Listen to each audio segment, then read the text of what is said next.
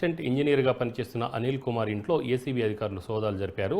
కీసరలో విధులు నిర్వహిస్తున్న క్రమంలో లంచం తీసుకొని సస్పెండ్ అయ్యాడు. సోదాలలో అనిల్ కుమార్ ఇంట్లో 20 తులాల బంగారంతో పాటు ఆస్తులను ఏసీబీ అధికారులు గుర్తించారు.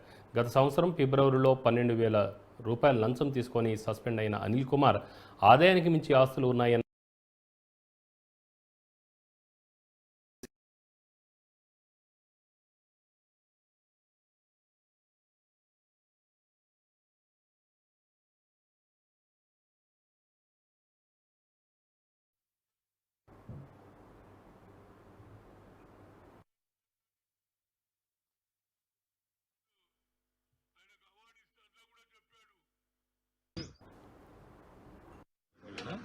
టీఎస్ఎస్పీడీసీఎల్లో పనిచేస్తున్నారు.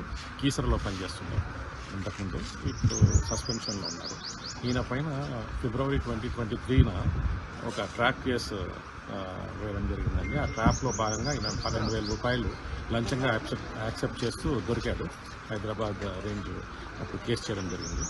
ఆ కేసులో భాగంగా అతని ఇంట్లో సర్చెస్ చేసినప్పుడు మనకి 34 లక్షల రూపాయలు నెట్ క్యాష్ మరియు ఒక 74,000 రూపీస్ ఏమో ఆయన యొక్క పర్సనల్ క్యాష్ జేబులో, ప్లస్ ఒక 223 గ్రామ్స్ గోల్డ్, ప్లస్ ఒక కొన్ని ₹1 కోటి పైన విలువైన ఆస్తులు కూడా అప్పుడు దొరికాయి.